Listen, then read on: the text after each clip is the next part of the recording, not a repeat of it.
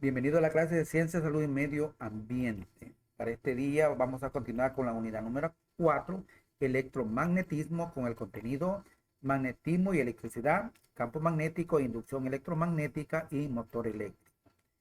Electricidad y magnetismo. Ahí podemos ver algunas imágenes relacionadas con eso. También una imagen del campo magnético de nuestro planeta Tierra. Te saluda el profesor Roberto para noveno grado, semana 2, fase 2, el video número 2. Continuando con la clase, motores eléctricos. Con base en todo lo mencionado, dos aplicaciones fundamentales son los medidores eléctricos y los motores eléctricos. El medidor de la electricidad más sencillo es el detector de corriente eléctrica, el cual usa un imán con libertad para poder girar. Faraday realizó el experimento de Ørsted de forma inversa. Ahí tenemos la imagen de Faraday a la izquierda y de Ørsted a la derecha.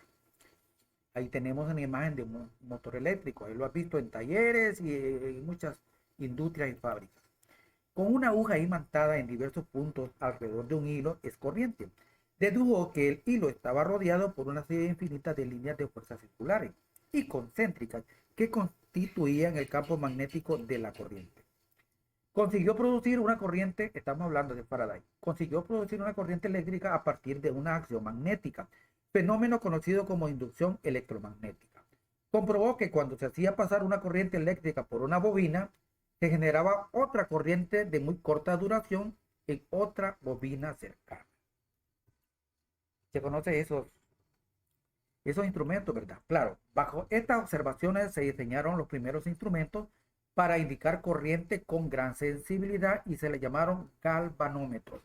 Los utilizan mucho para reparar, para medir corriente en aparatos electrodomésticos, electrónicos, pues hay talleres muy especializados en eso. Un galvanómetro común utiliza muchas espiras y un alambre. ¿Te recuerdas las espiras de la clase anterior?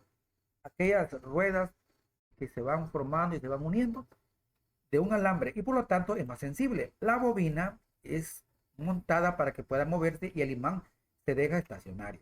La bobina gira contra un resorte y mientras mayor sea la corriente, mayor va a ser que la desviación y por ende la comprensión del resorte. Un galvanómetro puede ser calificado para medir corriente en forma de amperio o amperímetro o para medir potencial eléctrico como el voltaje o voltímetro.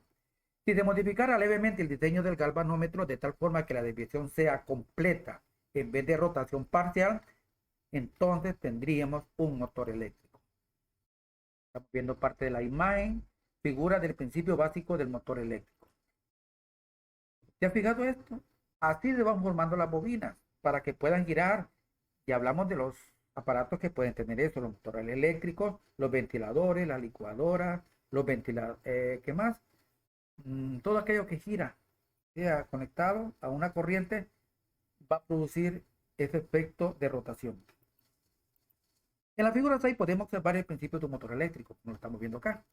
Tenemos el polo norte, el polo sur, y sobre esto pasa algo que es una fuerza, y esa fuerza es generada a través de una corriente.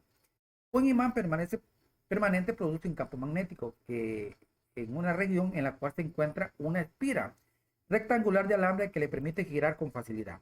Cualquier corriente en la espira se mueve en dirección a la parte superior y en dirección contraria en la parte inferior. Si la parte superior de la espira es forzada a girar hacia la izquierda debido al campo magnético, entonces la parte inferior es forzada a moverse hacia la derecha.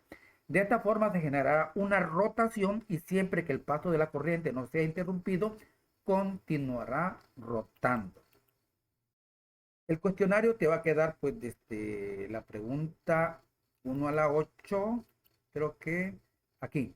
El cuestionario va a ser desde la pregunta 9 hasta la pregunta número 14. Contéstalo correctamente y te espero en la siguiente clase.